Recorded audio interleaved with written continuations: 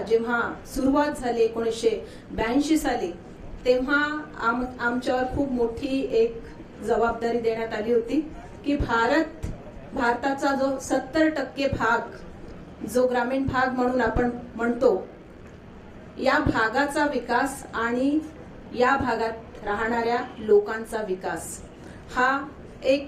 ही एक मोठी जिम्मेदारी नाबार्डवर देण्यात आली होती. कठीण यासाठी होतं कारण आमचा जो बेनिफिशरी होता, ज्याचा विकास आम्हाला साध्य करायचा होता, तो होता शेतकरी, तो होता गरीब. त्याच्याजवळ एज्युकेशन नव्हतं, त्याच्याजवळ रिसोर्सेस नव्हते, फायनान्सेस नव्हते.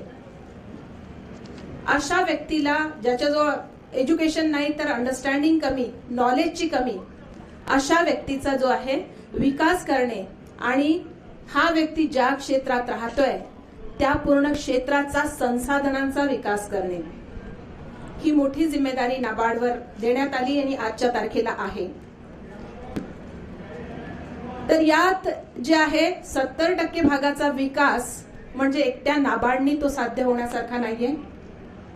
त्यात आम्हाला नाबार्ड सोबत जे आहे त्या क्षेत्रात राहणाऱ्या संस्थांची मदत घ्यावी लागते, त्या क्षेत्रात काम करणाऱ्या गव्हर्नमेंटच्या ऑर्गनायझेशनची मदत घ्यावी लागते, त्या क्षेत्रात काम करणारे ज्या व्हॉलंटरी एजन्सीज आहे त्यांची आम्हाला मदत घ्यावी लागते आणि त्या क्षेत्रात काम करणाऱ्या बँकांची मदत घ्यावी लागते. आता तेव्हापासून आपण ऐकलं हळदेत हे केल्या जाऊ शकते, ते केल्या जाऊ शकते. हा एक नॉलेज भाग झाला. म्हणजे एका विषयावर तुम्ही नॉलेज घेतलं की तो विषय काय आहे. परंतु यात जर तुम्हाला उद्यमिता करायची असेल तर याचा दुसरा पार्ट जो आहे तो आहे फायनान्स. या फायनान्स शिवाय तुम्ही ह्या भागात कितीही निपुण असला तरी तुमचं अचिव्हमेंट 0 आहे. या दोघांची सांगड घालणे फार आवश्यक आहे आणि नाबार्डलाही हे मान्य आहे. म्हणून आमचा जो एंड युजर आहे शेतकरी, तिथनं विकासाची आम्ही सुरुवात केलेली आहे.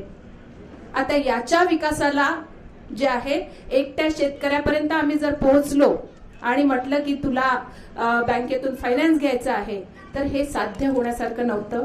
कारण बँक त्याच्यासाठी ऍग्री झाली नसती किंवा शेतकऱ्यामध्येही तेवढा विश्वास नव्हता. 35 वर्षापूर्वी जेव्हा बँका फार कमी होत्या, ग्रामीण क्षेत्रात ब्रँचेस फार कमी होत्या, परंतु त्यामुळे काय व्हायचं, शेतकऱ्यांचं भरपूर एक्सप्लॉयटेशन व्हायचं. शेतकऱ्याला कुणावरच विश्वास नव्हता. अशा वेळी त्याच्यात विश्वास जागरूक करून त्याला विकासाच्या प्रवाहात नेण्याचं कार्य जे आहे ते नाबार्डने केलं. म्हणून नाबार्ड ग्रामीण क्षेत्रात कृषी आणि ग्रामीण विकासाच्या याच्यात नाबार्ड पॉलिसी मेकर बँक आहे. आम्ही पॉलिसीज बनवतो आणि या पॉलिसी ज्या आहे विविध बँकांच्या मार्फत शेतकऱ्यांपर्यंत पोहोचवल्या जातात. त्यातला जो प्रमोशन पार्ट असतो, ऍडव्हर्टाइजमेंट पार्ट असतो, हा अनुदानाच्या रूपात आम्ही डायरेक्ट करण्याचा प्रयत्न करतो. तर 1982 जेव्हा नाबार्डची स्थापना झाली, फारच वाईट स्थिती, या शेतकऱ्याला पुढे आणायचं होतं. तर सगळ्यात पहिले या शेतकऱ्याचं जे नातं आहे ते बँकेसोबत जोडणं आवश्यक होतं. कारण बँक एक असं माध्यम होतं जे प्रामाणिकपणे ज्याच्याशी नातं जोडलं जाऊ शकतं आणि कोणीही जे आहे एक प्रामाणिक नातं ग्रामीण क्षेत्रात शेतकऱ्यांजवळ असलेलं हे बँकच एक होतं आणि या बँकेशी जोडणं आवश्यक होतं. आज चित्र बदललेलं आहे, पण तेव्हा आम्हाला शेतकऱ्याला पंचसूत्री देखील शिकवावी लागली की बँक काय आहे, का बरं तू बँकेजवळ जाणं आवश्यक आहे आणि बँकेशी संबंध कसे चांगले तुला ठेवायचे आहे की तुझा यानंतर विकासाला ती बँकच तुला जी आहे साथ देईल. ही पंचसूत्री शेतकऱ्यांपर्यंत पोहोचवण्यासाठी आपण शेतकरी मंडळांच्या स्थापनेला सुरुवात केली. 1984 पासनं गावागावात एनजीओच्या संस्थांच्या माध्यमाने शेतकरी मंडळांची स्थापना केली. शेतकरी मंडळ, आता सरांनी पण बोललं, मंडळाच्या स्वरूपात तुम्ही ही योजना अवेल करू शकता, हे सगळं सरांनी बोललं. तर या मंडळांची जी सुरुवातीची योजना होती ही नाबार्डने आणली, गावागावात पोहोचवण्याचा प्रयत्न केला. शेतकरी मंडळ याचं डिटेल सांगण्याची गरज नाही. 4 ते 10 लोकांचा शेतकऱ्यांचा ग्रुप असतो आणि त्यांनी जे आहे बँकेत आपलं खातं उघडायचं असतं आणि मिळून जे आहे नवीन काहीतरी शेतीमध्ये प्रयोग करायचे असतात किंवा मिळून शेती साध्य करायची असते. याचा खूप विस्तृत योजना नाबार्डनी बनवली. त्यावेळी आम्ही अनुदानाच्या रूपात एका गटाला 10,000 रुपये देत होतो 3 वर्षासाठी. आज थोडी परिस्थिती बदलली आहे. आजही इतक्या वर्षानंतर बरेचसे मंडळ तुटून गेले. बऱ्याचशा शेतकऱ्यांनी त्याचा कन्सेप्टच समजला नाही हो. कारण ग्रुप मोड मध्ये तुम्ही जग जिंकू शकता, ही एवढी ग्रुप मध्ये ताकद असते. ही गोष्ट शेतकऱ्यांनी देखील मान्य करायला पाहिजे. एक व्यक्ती कुठलं कार्य करणं आणि 10 व्यक्ती मिळून त्या कार्याला पुढे ढकलणं यात खूप फरक असतो. फक्त त्यात तुमचं समन्वयन जे आहे ते व्यवस्थित असणं आवश्यक असतं. तर शेतकरी मंडळांची आपण योजना आणली, गावोगावी बनले, परंतु तुटले कारण त्याचं महत्व त्यांनी जाणून घेतलं नाही. नाबार्डला वाटतंय की ही योजना परत पुढे गेली पाहिजे, कारण गावोगावी शेतकऱ्यांची स्थिती अजूनही खराब आहे, अजूनही आत्महत्या होत आहे, अजूनही शेतकऱ्यांचे क्रिटिकल प्रॉब्लेम्स आहे जे सॉल्व्ह करणं आवश्यक आहे. म्हणून नाबार्डनी मागच्या वर्षी ही योजना परत रिवाइज केली, मोठ्या स्तरावर परत लॉन्च केलेली आहे आणि संस्थांच्या माध्यमाने नाबार्ड गावोगावी शेतकरी मंडळ स्थापन करण्यासाठी 45,000 रुपये अनुदानाच्या रूपात देत आहे. त्यामुळे जर तुमच्या क्षेत्रात नसतील तर तुम्ही या योजनेच्या मार्फत तुम्ही शेतकरी मंडळ आजही स्थापन करू शकता. गव्हर्नमेंटने देखील याच्यात फार इंटरेस्ट घेतलेला आहे आणि आज जसं आपण कॅशलेस करत आहोत तसं शेतकरी मंडळांना विशेष प्रत्येक योजनेमध्ये विशेष सूट दिल्या गेलेली आहे आणि आज आपण ई प्लॅटफॉर्मवर शेतकरी मंडळांना नेण्याची योजना बनवलेली आहे. फार्मर्स क्लब्स डिजिटायझेशन ही प्रोसेस नाबार्डने सुरू केलेली आहे आणि कृषक सारथी म्हणून नाबार्डने एक सॉफ्टवेअर डिझाईन केलेला आहे. या सॉफ्टवेअरमध्ये आपल्याला फार्मर्स क्लबची पूर्ण डिटेल माहिती टाकायची आहे. संपूर्ण डिटेल, प्रत्येक मेंबरचं ID, आधार नंबर, काय त्यांचं बँकेचे जे पण व्यवहार झाले ते, हे सगळं आपण टाकल्यानंतर शेतकरी मंडळांचं जे मॉनिटरिंग आहे हे डायरेक्ट PMO ऑफिस करणार आहे, प्राईम मिनिस्टर ऑफिस करणार आहे. कारण हा जो प्रोजेक्ट आहे आपण फायनान्स मिनिस्टरला सुपूर्द केलेला आहे आणि ई गव्हर्नन्स मध्ये प्राईम मिनिस्टरनी या प्रोजेक्टला सामील केलेलं आहे. तर आजच्या तारखेला शेतकरी मंडळांचं डिजिटायझेशन कारण ई प्लॅटफॉर्मवर नेणं आपण चालू केलेलं आहे. याचा फायदा असा की पुढे गव्हर्नमेंटच्या जितक्या पण योजना येणार आहेत त्यात जे फायदा जर तुम्हाला मिळवायचा असेल तर तुमचं हे जर डिटेल त्या सॉफ्टवेअर मध्ये असेल तर तिथूनच शेतकरी मंडळांना सिलेक्ट केला जाईल कुठल्याही नवीन प्रोजेक्टसाठी. तर त्यामुळे याचे भरपूर फायदे जे आहे शेतकरी मंडळांना मिळण्याची आशंका आहे. तर तुम्ही जर डिजिटायझेशन नसेल केलं तर तुमच्या क्षेत्रात कुठलीही संस्था काम करत असेल तर तिला नाबार्डला अप्रोच करायला सांगू शकता. तुम्ही डायरेक्ट नाबार्ड जवळ येऊ शकता आणि आपलं डिटेल देऊन डिजिटायझेशन मध्ये तुम्ही सामील होऊ शकता. सोबतच जेव्हा शेतकरी मंडळांची योजना बनवली तर स्थिती खराब होती. ऍग्रीकल्चरसाठी पतपुरवठा फार आवश्यक होता. नाबार्डने जे काम सुरू केलंय ते रिफायनान्सच्या स्वरूपात, पुनर्वित्तच्या स्वरूपात आपण जे आहे बँकांना फायनान्स करतोय. त्यात सगळ्यात जास्त फायनान्स आपण जिल्हा सहकारी बँकांना करतोय आहे कारण या संस्था ज्या आहे यांचं मूळ जे आहे गावागावात पसरलेलं आहे आणि आपल्याला गावागावांपर्यंत पोहोचायचं आहे. आपण जिल्हा सहकारी बँकांना फक्त 4% दरात जे आहे ऍग्रीकल्चर लोनसाठी पतपुरवठा करतोय. सोबतच जर ऍग्रीकल्चर जर आपल्याला डेव्हलप करायचं असेल तर आपल्याला त्याच्या सोबतच्या ऍक्टिव्हिटीज ज्याला म्हणतात अलाइड ऍक्टिव्हिटीज, मराठीत काही चांगला एक शब्द आहे, तर त्या ऍक्टिव्हिटीज देखील आपल्याला डेव्हलप करणं आवश्यक आहे. आजचा गव्हर्नमेंटचा टार्गेट काय आहे? Doubling of farmers income till 2022.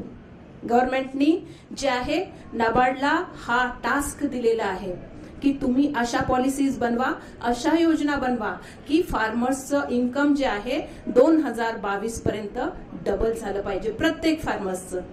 आणि या संदर्भात आता मोठ्या स्तरावर काम चालू झालेलं आहे.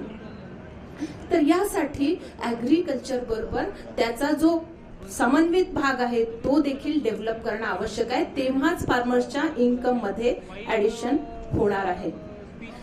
तर यासाठी आपण केसीसी आणलं, किसान क्रेडिट कार्ड. किसान क्रेडिट कार्ड बद्दल तुम्हाला माहितीच असेल.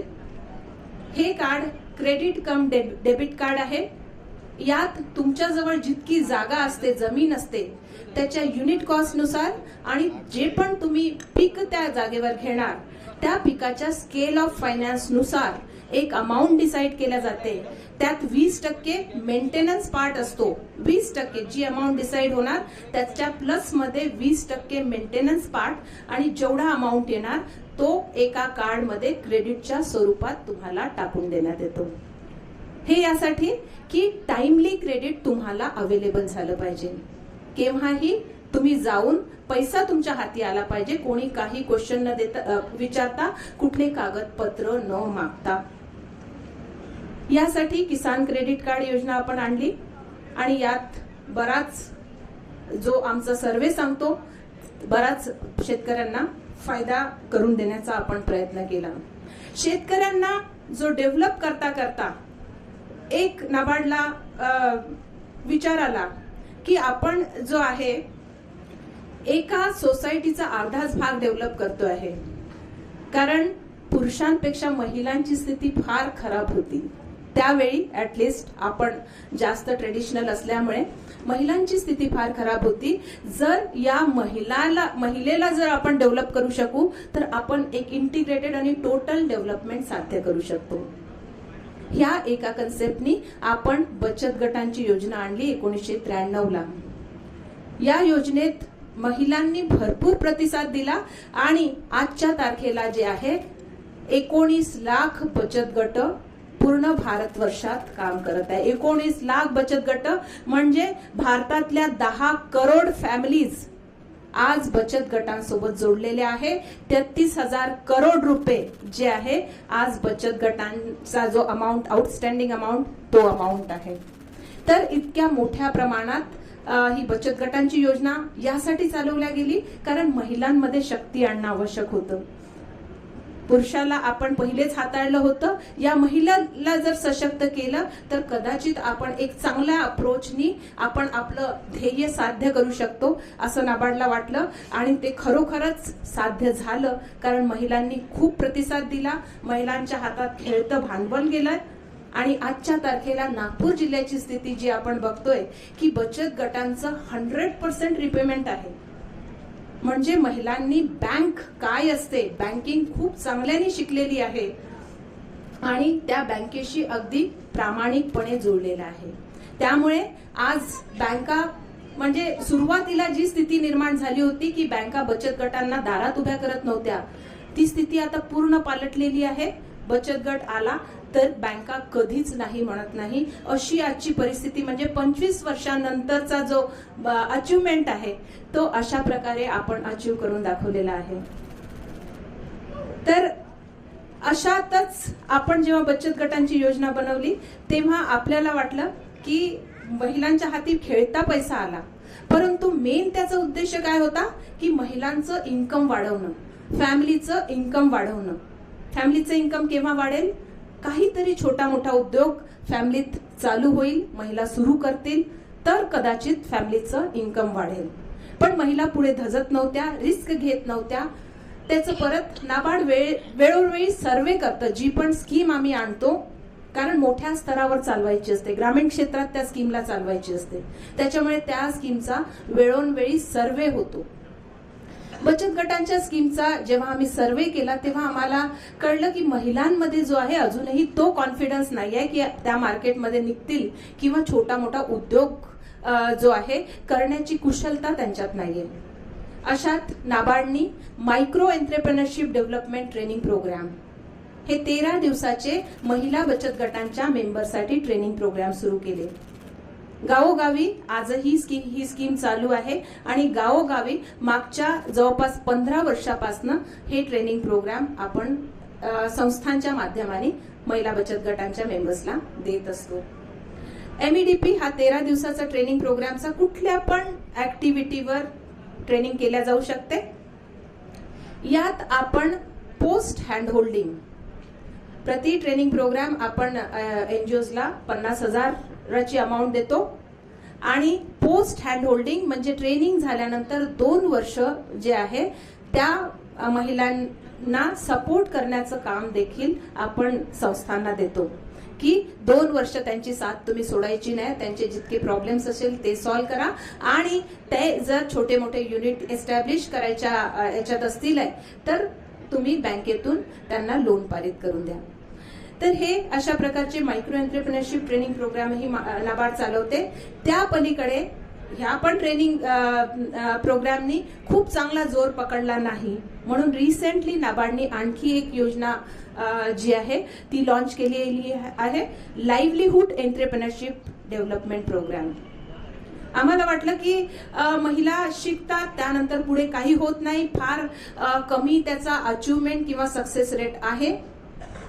तर हा वाढवण्याकरता आम्ही आता फोकस बेसवर काम करणं सुरू केलेलं आहे.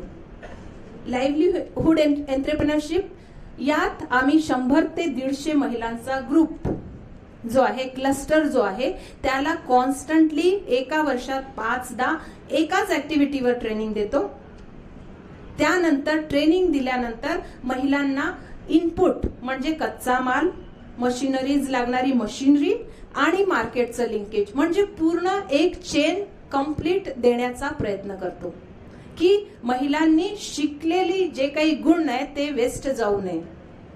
त्यांनी स्टँड होणे अगदी कंपल्सरी अशा संदर्भात जे आहे आपण हे लाईव्हलीहूड ट्रेनिंग प्रोग्राम आज देतो आहे.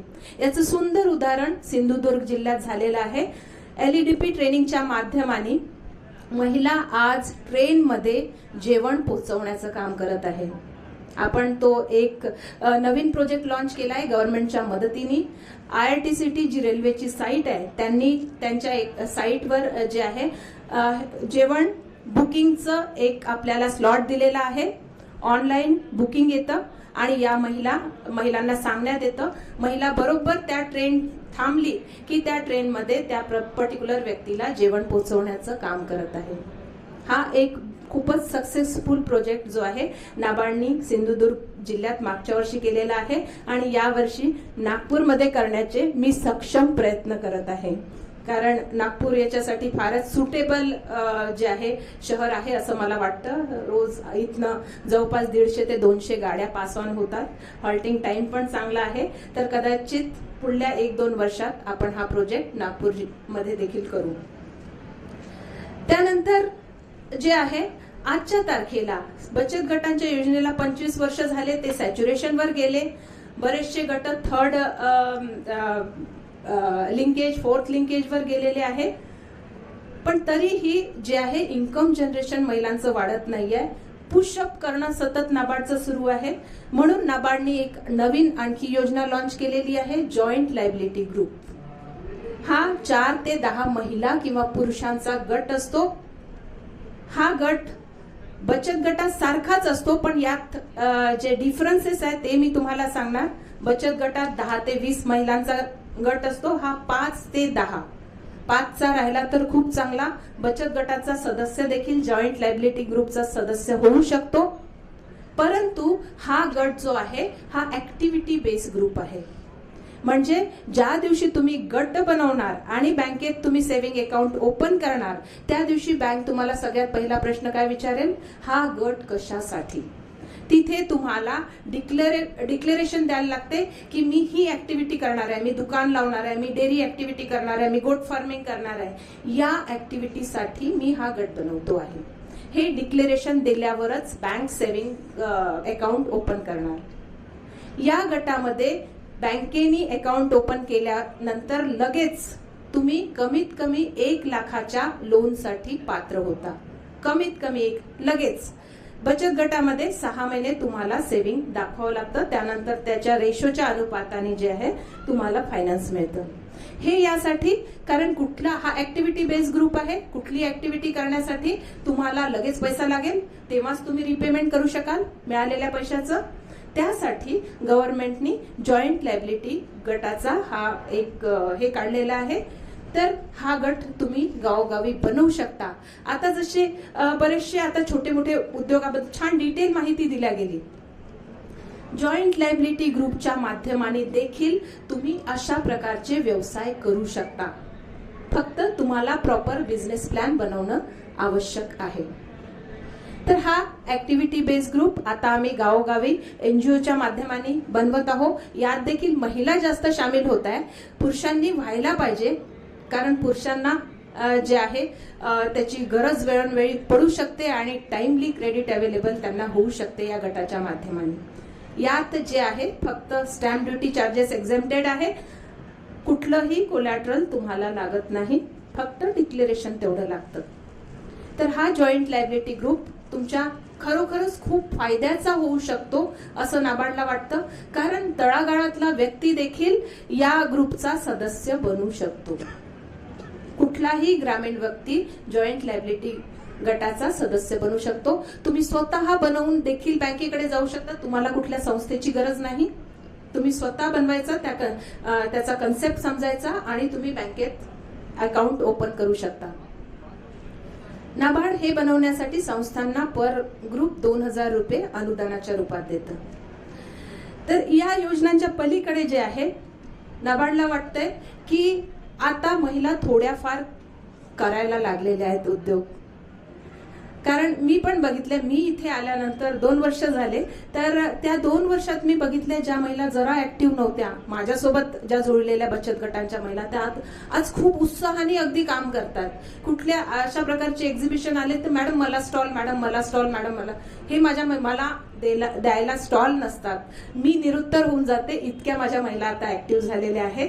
तर त्या पलीकडे काय, कारण मार्केटिंगसाठी कुठलीही गोष्ट तुम्ही खूप चांगलं तुम्ही करताय, त्या महिला खूप छान पापड बनवताय, टेस्टी बनवत आहे, परंतु त्याची मार्केटिंग का होत नाही? त्याच्या मागे मार्केटिंगचे जे हे आहे गुण ते शिकणं आवश्यक आहे. महिला फक्त असेच पापड घेऊन उभी राहिली तर कोणी घेणार नाही. त्यासाठी तुम्हाला पॅकिंग लागेल, ब्रँडिंग लागेल, काहीतरी हायजेनिक कंडिशन मध्ये सगळ्या गोष्टी ठेवाव्या लागतील. तेव्हाच कुठे तुमच्या मार्केटिंग मध्ये भर पडेल. मी तर माझ्या महिलांना जे आता स्टॉल मध्ये उभे केलेले आहेत त्यांना म्हणते, तुम्ही तुमचे एटिकेट्स देखील दाखवा, व्यवस्थित तुम्ही तुमचं अपीरन्स ठेवा आणि तुमचं जे बोलणं आहे म्हणजे मार्केटिंगच्या प्रत्येक गोष्टी तुम्हाला इथे उभं राहून शिकायच्या आहे. मी तो प्लॅटफॉर्म तुम्हाला देत आहे. आज कुरकुरे छोटे चिप्स बनवतात, आतमध्ये अर्धी हवा असते, 50% हवा असते, परंतु का बरं इतकं सेल होते? कारण त्यांचं पॅकिंग खूप छान असते. एक छोटासा मुलगा आला, तो फक्त तिकडेच बोट दाखवतो, तो तुमच्या पापडाकडे बोट दाखवत नाही. का? विचार केलाय हा का फरक? कधी असं समजायचं नाही भगिनींनो किंवा मित्रांनो की मी हे करू शकत नाही. आपण सगळं करू शकतोय, फक्त आपल्याला काय जागरूक राहणं आवश्यक असते, काय आपल्यासाठी आलेलं आहे जाणून घेणं आवश्यक असते. भरपूर काही आलेलं असते पण आपल्याला माहितीच नसते हो. तर ते आपण जाणून कसं घेऊ? ह्या ज्या योजना बनवल्या, बचत गट इथे महिन्याची एक मीटिंग होते, जॉईंट लायबिलिटी ग्रुप महिन्याची एक मीटिंग होते, शेतकरी मंडळ इथे मीटिंगा घ्याव्या लागतात. या मीटिंगांचं प्रयोजन काय? या मीटिंगांचं प्रयोजन हे की तुम्ही एकत्रित या, तुम्ही तुमच्यासाठी काय आहे आलेलं आहे हे नॉलेज तुम्ही शेअर करा, एकमेकांना आधार द्या, सपोर्ट द्या आणि पुढे जा. फक्त येऊन बसून खाण्यासाठी या मीटिंगा नसतात. तर ओव्हरऑल आपल्यासाठी बरंच काही गव्हर्नमेंटने केलेलं असते, कारण सतत या क्षेत्राची स्टडी चालू असते.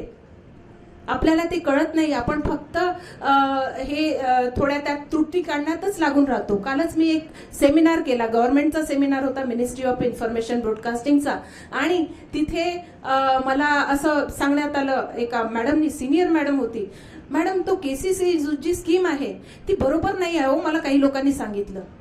मी म्हटलं काढणारे मूर्ख नाहीत मॅडम, काढणारे जे आहे या स्कीम बनवणारे मोठे मोठे तज्ज्ञ बसलेले असतात. ते तज्ज्ञ पूर्ण सिच्युएशनचा विचार करून फायनली बोर्ड ऑफ डायरेक्टर त्याच्यावर सह्या करतात. तर ते मूर्ख तर नाही, ते स्वतःच्या स्वार्थासाठी तर करत नाही. पूर्ण विचारपूर्वक या योजना आपल्यासाठी आलेल्या असतात. म्हणून त्याच्यातल्या त्रुटी काढण्यात राहू नका. त्याचा आपण कसा फायदा घेऊ शकू याचा विचार करणं आपल्याला आवश्यक आहे. ठीक आहे. तर आता आपण मार्केटिंगच्या ज्या गोष्टी केल्या, मार्केटिंगसाठी काय काय लागतं, तर आम्हाला या त्रुटी जाणवल्या. त्यामुळे आपण फार्मर्स प्रोड्युसर ऑर्गनायझेशनची योजना आणली.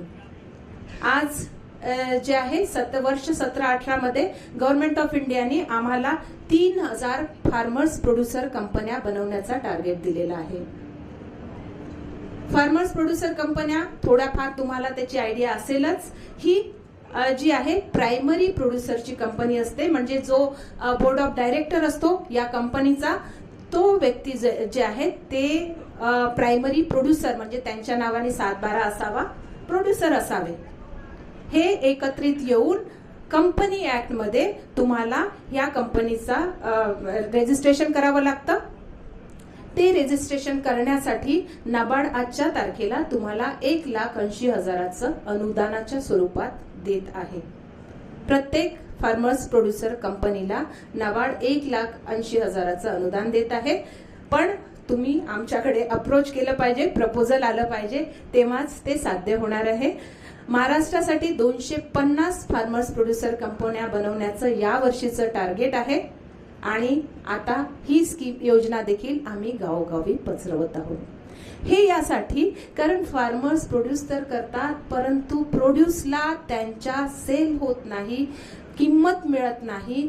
तर त्या त्रुट्या तुम्ही दूर कराव्या, एका चांगल्या लेवलवर तुम्ही सेलिंग करू शकावं. त्यासाठी तुम्ही या कंपनीची स्थापना करू शकता आणि छोट्या स्तरावर तिला चालवू शकता. सुरुवातीला ट्रेनिंग आणि एक्सपोजर हे नाबार्ड तुमच्यासाठी अवेलेबल करून देत आहे. तुम्हाला रजिस्ट्रेशनची कॉस्ट जी आहे ती नाबार्ड तुमच्यासाठी अवेलेबल करून देत आहे. एकदा तुमची कंपनी बनली की त्यानंतर वर्किंग कॅपिटल आणि टर्म लोन यासाठी नाबार्डनी एक विशेष सबसिडरी काढलेली आहे, ज्याचं नाव आहे नॅप किसान, नाबार्ड किसान लिमिटेड म्हणून. या सबसिडीच्या माध्यमाने आम्ही गव्हर्नमेंट गॅरंटीच्या अंतर्गत जो आहे फार्मर्स प्रोड्युसर कंपन्यांना फायनान्स उपलब्ध करून देतो. याशिवाय बँकांनाही देखील याचे काही टार्गेट आपण दिलेले आहे. बँका देखील टर्म लोन आणि याच्यासाठी फायनान्स करू शकतात. तर या माध्यमाने तुम्ही फार्मर्स प्रोड्युसर कंपनी, आम्ही आमचे काही जेवढे प्रोजेक्ट आहेत त्या प्रोजेक्टमध्ये फार्मर्ससाठी ही कंपनी आम्ही कंपल्शन केलेलं आहे. जसं आमचा वाडी प्रोजेक्ट आहे, जो ट्रायबल डेव्हलपमेंट प्रोजेक्ट पारशिवनीमध्ये सध्या 7 वर्ष चालला आणि यात 1000 ट्रायबल फॅमिलीज आपल्याला सामील झाल्या. त्यात आपण त्या 1000 फॅमिलीला हॉर्टिकल्चर क्रॉपसाठी प्रमोट केलं, त्यासाठी इनपुट पूर्ण दिलं, फर्टिलायझर दिलं आणि त्यांची 1 एकर लँड जी आहे प्रत्येक फॅमिलीची, त्यात आपण हॉर्टिकल्चर क्रॉप त्यांना जे आहे करण्यासाठी आपण पुढे घेऊन गेलो. 60 आणि 40 आणि 20 अशा प्रकारे झाडं लावले आणि जेव्हा ते फ्रुटिंगला आले तेव्हा आपण फार्मर्स प्रोड्युसर कंपन्या स्थापन केल्या की हा जो फ्रूट आहे आता याचं मार्केटिंगची वेळ आलेली आहे, तर कंपनीच्या माध्यमाने याची मार्केटिंग करावी. तर अशा मी तुम्हाला एक्झाम्पल देऊ शकते की एक मी कंपनी इथे बघितली बेसामध्ये. ते 4 जिल्ह्याचा जो माल आहे, ऍग्रिकल्चर प्रोड्यूस जो आहे 4 जिल्ह्याचा, तो डायरेक्ट 2 वाजता तोडतात आणि 4 वाजता नागपूरला येऊन मार्केट लावतात. अगदी फ्रेश माल त्यांचा असतो आणि तासाभरात संपतो. त्यांना गव्हर्नमेंटनी गाड्या दिलेल्या आहे, त्यांना टेंट दिलेले आहे, तंबू दिलेले आहे. गाडीमधून माल उतरवला, तंबू असे पोर्टेबल उभे करतात, तिथे ते लावतात आणि 1 तासात त्यांचा फ्रेश माल संपतो. त्यांना मध्ये APMC ला जायची गरजच पडत नाही. म्हणजे त्यांच्या मालाला किती चांगला प्रतिसाद मिळत असेल. सोबतच बचत गटांचे प्रॉडक्ट देखील ते पॅक करून बाजूला ठेवतात. ही कंपनी जी आहे आपल्या डिव्हिजनल कमिशनर साहेबांनी प्रमोट केलेली आहे. तर अशा प्रकारचे इंटरव्हेन्शन्स जे आहे फार्मर्स प्रोड्युसर कंपनीच्या माध्यमाने तुम्ही करू शकता. ही फक्त ॲग्री बेसच नाही, ॲग्री अलाइड ॲक्टिव्हिटीजवर देखील तुम्ही फार्मर्स प्रोड्युसर कंपनी काढू शकता. त्यात गोट फार्मिंग करू शकता, डेअरी फार्मिंग करू शकता, कुक्कुटपालन करू शकता, फर्टिलायझरचा बिझनेस करू शकता, सॉइल टेस्टिंग लॅब टाकू शकता. कुठल्या पण ऍक्टिव्हिटी ज्या आहे त्या फार्मर्स प्रोड्युसर कंपनीच्या माध्यमाने तुम्ही करू शकता. तर अशा प्रकारचं काही प्रयोजन असलं तर तुम्ही नाबार्डला अप्रोच करू शकता. सोबतच प्रोड्युसर कंपन्या सोबत आम्ही काही नॉन फार्म सेक्टरमध्ये आर्टिझन क्लस्टर डेव्हलप केले होते. आज त्या आर्टिझन क्लस्टरला देखील आम्ही मार्केटिंगसाठी off farm farmers producer company असा एक हे देऊन त्यांची देखील कंपनी त्याची देखील योजना आपण आणलेली आहे. त्यात जवळपास 23 ते 43 लाखाचा ग्रँट अवेलेबल आहे. तर ती ऑफ फार्म म्हणजे आर्टिझनसाठी प्रोड्युसर कंपनी जे क्लस्टर ऑलरेडी बनलेले आहे, जे फार्म सेक्टरच्या व्यतिरिक्त काम करत आहे, क्लस्टर बेसवर काम करत आहे आणि चांगलं काम करत आहे, त्यांच्या मालाला एक मार्केटिंगचा चॅनेल उपलब्ध करून देण्यासाठी ऑफ फार्म कंपनीची योजना देखील आपल्याकडे अवेलेबल आहे. तर अशा प्रकारे जे आहे गावोगावी या योजना चालवल्या जात आहे आणि फायनान्सची उपलब्धता जी आहे ती नाबार्ड करून देण्याचा प्रयत्न करत आहे. मागच्या वर्षी जसं त्या दिवशी काल गडकरी साहेबांनी सांगितलं की जे आहे पाण्याची महत्ता जाणून घेणं खूप आवश्यक आहे. तर या संदर्भात नाबार्ड देखील काम करत आहे. वॉटर लिटरसीचे प्रोग्राम मागल्या वर्षी आपण 1 लाख गावांमध्ये चालवले. वॉटर लिटरसीचे की पाण्याचं महत्व काय आहे, याची जोपासना कशी करायची, असे 1 लाख गावात आपण वॉटर लिटरसीचे प्रोग्राम घेतलेले आहे. सोबतच आपण वॉटरशेडसाठी देखील फंड आपल्याकडे अवेलेबल आहे. छोटे किंवा मोठे कुठल्याही लेवलचे वॉटरशेड बनवण्यासाठी नाबार्ड जो आहे अनुदानित फंड अवेलेबल करून देतो. फक्त त्यासाठी जागा जी आहे ती स्लोप हिली रिजन असेल, जिथे खरोखरच त्या वॉटरशेडची आवश्यकता असेल, पाणी थांबत नसेल, वाहून जात असेल, तर त्या ठिकाणी जे आहे वॉटरशेड बनवण्याला नाबार्ड प्राधान्य देत आहे. सोबतच परत एक मार्केटिंगची योजना आपल्याकडे अवेलेबल आहे. बचत गटांनी जर फार्म सेक्टर, ऑफ फार्म कुठले पण सेक्टरचं प्रॉडक्ट असेल तर त्यांना एक आपण आउटलेट बनवण्यासाठी, एक छोटंसं दुकान स्थापन करण्यासाठी जे आहे अनुदान उपलब्ध करून देतोय. बचत गटांचे सपोज खूप छान प्रोडक्शन असेल आहे पण त्यांना कुठे बसायला जागा नाहीये, कसं करायचं मार्केटिंग, तर त्यांना एक छोटंसं आउटलेट एस्टॅब्लिश करून देण्यासाठी 2 वर्षापर्यंत आपण जे आहे ग्रँट अवेलेबल करून देतो. त्यात त्यांना जे आउटलेट ते घेणार त्याचा रेंट, तिथे जे लोक बसणार विक्री करायला, त्यांची सॅलरी 2 वर्षासाठी, त्यांचा ऍडव्हर्टायझिंगसाठी फंड, हा सगळा त्या रुरल मार्ट या योजनेमध्ये सामील असतो. अजून नागपूर जिल्ह्यात एकही रुरल मार्ट बनू शकला नाही, ही माझी विडंबना आहे. मी मागच्या वर्षीपासून या योजनेला खूप प्रमोट करत आहे. तर अशा प्रकारे आणखी मार्केटिंगसाठी एक सोय उपलब्ध करून देण्याची नाबार्डकडे योजना आहे. सोबतच नाबार्डकडे जी एक मोठ्या स्तरावर योजना आहे ही ग्रामीण हाटची देखील योजना आहे. तुमच्या गावात आठवडी बाजार असतात. आठवडी बाजार जे लागतात ते ग्रामपंचायतीच्या अधीन असतात, परंतु ग्रामपंचायत त्याच्यासाठी काहीच करत नाही, फक्त रेव्हेन्यू कलेक्ट करण्याच्या व्यतिरिक्त. पावसात लोक बसतात, उन्हाळ्यात गरमीत लोक बसतात, कसेही कुठेही बसतात.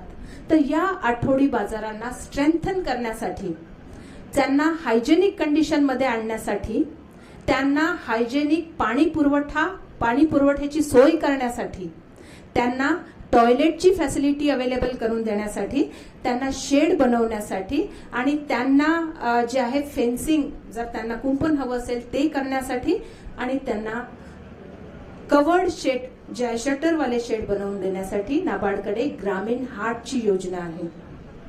यात आम्ही 10 लाखापर्यंतचा अमाऊंट जो आहे तो अनुदानाच्या रूपात तुमच्या ग्रामपंचायतीला देऊ शकतो. फक्त प्रपोजल आमच्या फॉर्मॅटमध्ये तुमच्या ग्रामपंचायतीकडनं येणं आवश्यक आहे. 10 लाखाचं त्यात अनुदान उपलब्ध करून दिलं जातं आणि 10 लाखाचं जर तुम्हाला ते पुरे नसेल तर 10 लाखाचं त्यात सॉफ्ट लोन तुम्हाला अवेलेबल करून देण्यात येतं.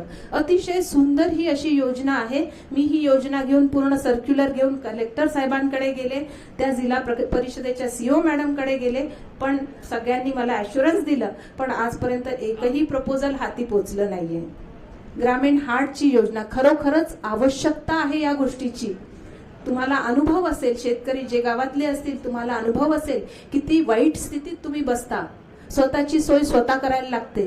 तर त्यात आपण हायजेनिक ड्रिंकिंग वॉटर फॅसिलिटी देतोय, सॅनिटेशन टॉयलेटची फॅसिलिटी देतोय, पक्के प्लॅटफॉर्म देतोय, त्या प्लॅटफॉर्मवर शेड देतो आहे, एक व्यवस्थित मार्केट तुम्हाला उपलब्ध करून देण्याची सोय देतोय.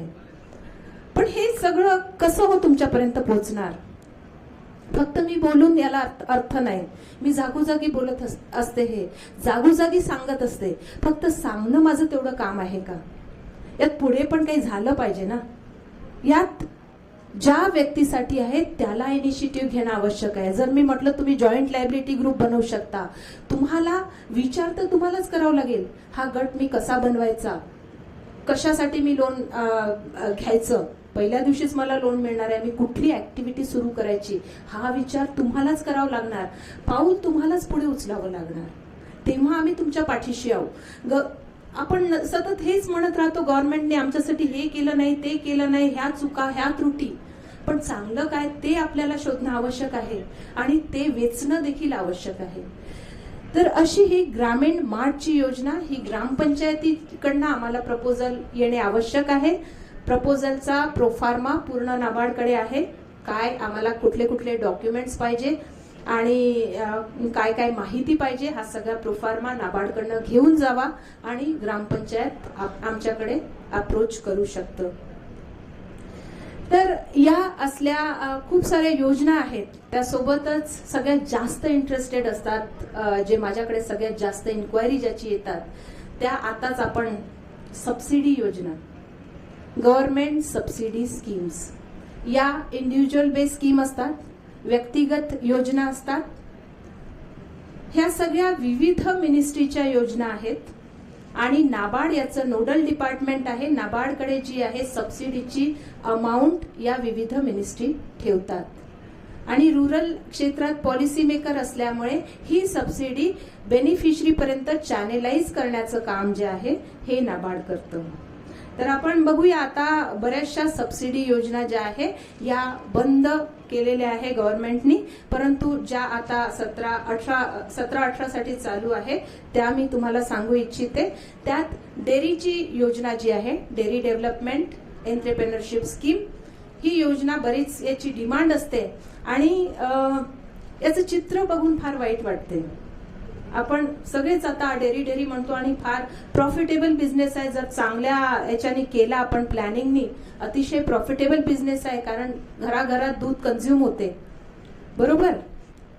या योजनेचा जर आम्ही हे बघितला, सबसिडी 90% सबसिडी सातारा, सांगली, कोल्हापूर, नांदेड, नाशिक. का हे लोक घेऊन गेले 90% सबसिडी? का विदर्भातल्या लोकांना चान्स मिळाला नाही? विचार करण्यासारखी गोष्ट आहे. खरंच वाईट वाटते. गव्हर्नमेंटच्या इतक्या सबसिडी स्कीम मागच्या जवळपास 17 वर्षापासून नाबार्ड चालवत आहे. त्याचा सगळ्यात जास्त फायदा जो आहे हा वेस्टर्न महाराष्ट्राने घेतलेला दिसतोय. तर ही विडंबना म्हणायची आपली किंवा आपल्यातच काही त्रुटी आहे म्हणायच्या, तर काय म्हणायचं मी सांगू शकत नाही. परंतु मित्रांनो, आपल्याला जागरूक राहणं आवश्यक आहे. यासाठी डेअरीची योजना ही आता गव्हर्नमेंटने 30 सप्टेंबरला बंद केली होती, परंतु परत याच्या कंटिन्युएशनचे ऑर्डर्स आलेले आहे आणि ही योजना 31 डिसेंबर पर्यंत कंटिन्यू राहणार आहे. जर डेअरीच्या योजनेमध्ये तुम्हाला सबसिडी अवेल करायची असेल तर 31 डिसेंबरच्या आत तुम्हाला प्रपोजल जे आहे हे बँकेत सबमिट करणं आवश्यक आहे.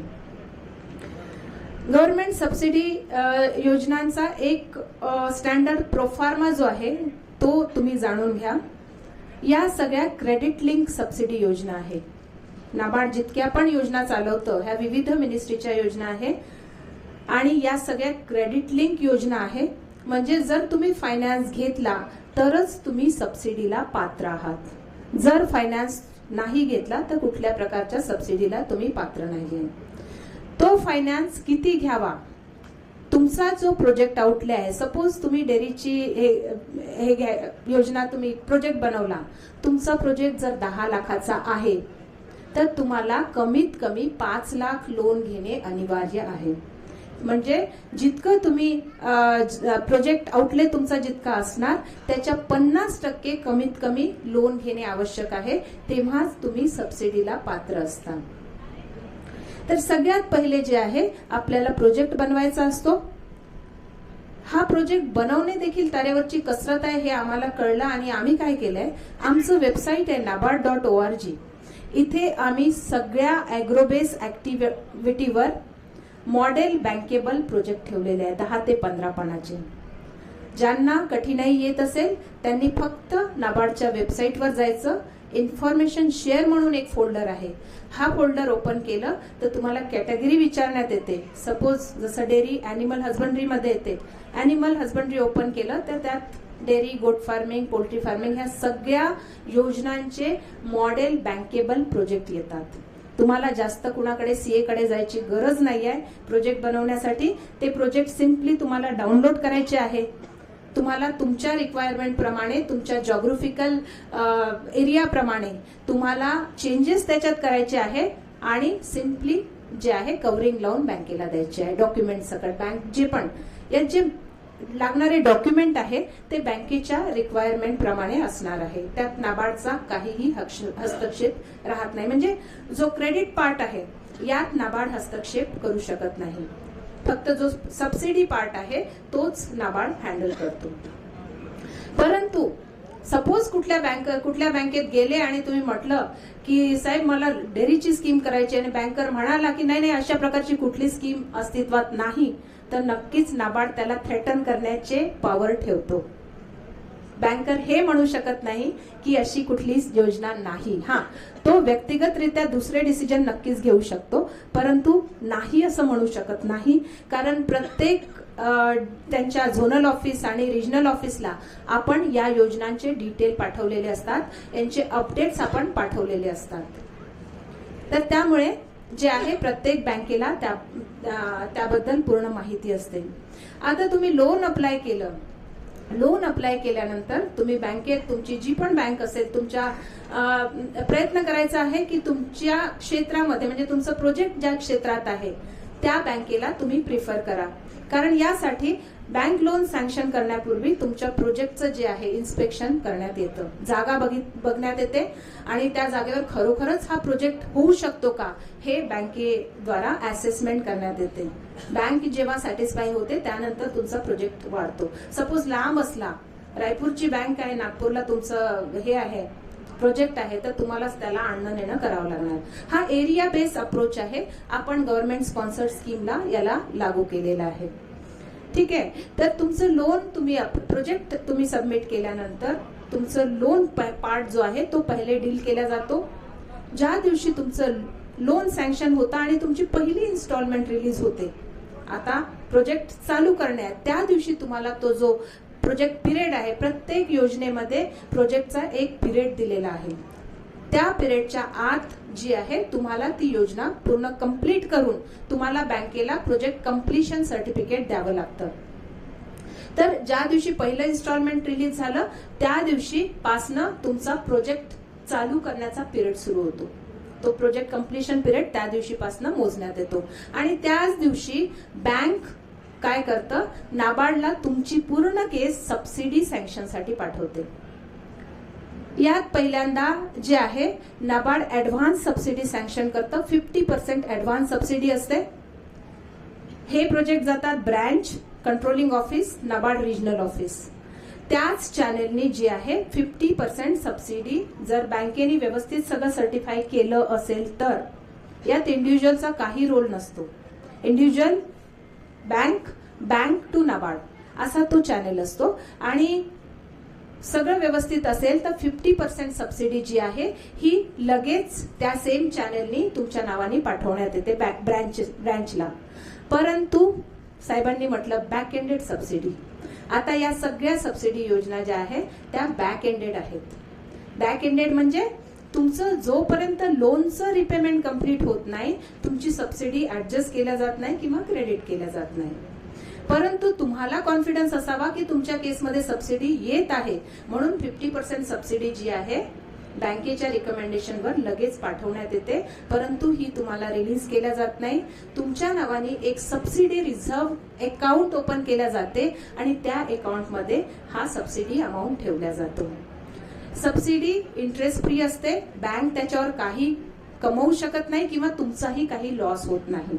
तो एक आयडल अमाऊंट पडलेला असतो तुमच्या नावाने. त्यानंतर तुम्हाला प्रोजेक्ट कम्प्लिशन पिरियडच्या आत प्रोजेक्ट कम्प्लीट करायचा असतो. इन केस नाही झाला तर एक्सटेन्शनसाठी अप्लाय करायचं असते. प्रोजेक्ट जसा कम्प्लीट झाला त्या कम्प्लीट झाल्यावर तुम्हाला प्रोजेक्ट कम्प्लिशन सर्टिफिकेट परत बँकेला द्यावी लागते. बँकेला सांगावं लागते कम्प्लीट झाला. फंड युटिलायझेशन सर्टिफिकेट द्यावी लागते. बँक परत नाबार्डला अप्रोच करते सेम वेनी फायनल सबसिडीसाठी. परत बँकेच्या रिकमेंडेशनवर सगळं रेग्युलर आहे. अकाउंट रेग्युलर असणं आवश्यक असते. तुम्ही डिफॉल्टर असायला नको असता. तुम्ही प्रोजेक्ट व्यवस्थित कम्प्लीट केला ते आवश्यक असतो. 3 वर्षाचा यात लॉक इन पिरियड ठेवलेला आहे. लॉक इन पिरियड म्हणजे की 3 वर्ष तुम्ही जे आहे लोन अमाऊंट कम्प्लीट रिपे करू शकत नाही. 3 वर्ष कमीत कमी ते लोन अकाउंट तुम्हाला चालवणे आवश्यक असते.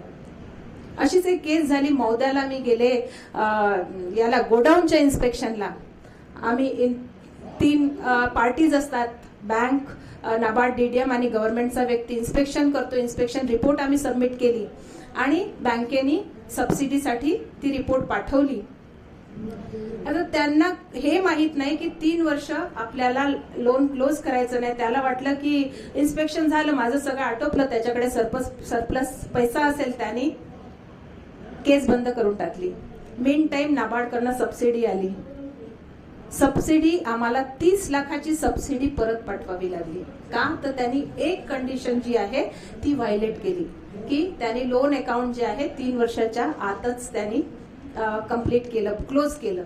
तर अशा प्रकारच्या छोट्या छोट्या मिस्टेक या सबसिडीच्या योजनांमध्ये होऊ शकते. तर 3 वर्षाचा लॉक इन पिरियड असतो. परत फायनल सबसिडी येते. परंतु तुमचं जर 3 वर्षापेक्षा जास्त झाले आणि तुमच्याजवळ पैसा आहे तर तुम्ही सगळं देवदेव करून रफादफा करू शकता. अदरवाईज तुम्हाला रेग्युलर ते चालवावं लागतं. जिथे आपण गव्हर्नमेंटची सबसिडी अवेल करतो म्हणजे अनुदान अवेल करतो म्हणजे त्यात ऑटोमॅटिक गव्हर्नमेंटची ओनरशिप बनते. गव्हर्नमेंटकडनं तुम्ही अनुदान घेतलेलं आहे. तर यात काय होतं, प्रोजेक्ट तुमचा संपल्यानंतरही गव्हर्नमेंट केव्हाही येऊन प्रोजेक्ट बघण्याचे राईट्स ठेवतो. सपोज तुमचा प्रोजेक्ट कम्प्लीट झाला, तुमचं गोट फार्मिंग किंवा कुठलंही किंवा गोडाऊन बनवलं आणि सगळं झालं 5 वर्षानंतर, सगळं बँक लोन पण संपलं, सबसिडी पण आली, सगळं कम्प्लीट झालं, पण तरी गव्हर्नमेंट ज्या मिनिस्ट्रीचं ते प्रोजेक्ट आहे 10 वर्षानंतरही ते प्रोजेक्ट येऊन बघायचे राईट्स ठेवतो. तेव्हा गव्हर्नमेंटला दिसलं पाहिजे की खरोखरच ज्या कारणासाठी आम्ही सबसिडी दिली ते साध्य झालंय.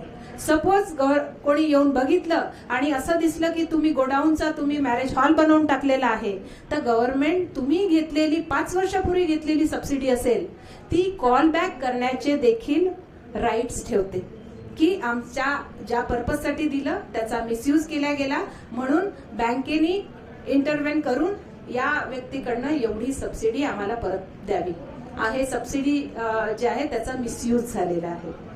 तर अशा प्रकारच्या या सबसिडीच्या योजना आहे, याची प्रोसिजर आहे आणि जे आहे यात देखील खूप जास्त माझ्याकडे इन्क्वायरी येतात. लोक बरेचसे हर्डल असतात, मी दूर करण्याचा प्रयत्न करते. आजच्या तारखेला गोट फार्मिंग आणि पोल्ट्री फार्मिंग या योजना बंद झालेल्या आहेत. यांची शेवटली तारीख होती 30 सप्टेंबर. डेअरी देखील बंद झाली होती पण गव्हर्नमेंटनी ती आता कंटिन्यू केलेली आहे 31 डिसेंबर पर्यंत. गोडाऊनची योजना 2014लाच बंद झाली. त्यानंतर त्याच्या अगेन्स्ट आणखी एक योजना गव्हर्नमेंटनी लॉन्च केली होती पण ती SC ST साठीच ओपन ठेवलेली होती. पण ती योजना देखील 31 डिसेंबर 16 बंद झाली. आता एक ऑफ द रेकॉर्ड हे आहे, म्हणजे फॉर्मल याचं काहीच आलेलं नाही. परत एकदा गोडाऊनची योजना गव्हर्नमेंट लॉन्च करण्याच्या याच्यात आहे, मनस्थितीत आहे आणि 100 मेट्रिक टन पर्यंत गोडाऊनची योजना पाईपलाईन मध्ये आहे. त्यात ऍग्री मार्केटिंग, ज्या स्टँडर्डायझेशन वगैरे मशिनरीज परचेस करण्यासाठी आपण जे सबसिडी दिली ती देखील योजना परत येऊ शकते.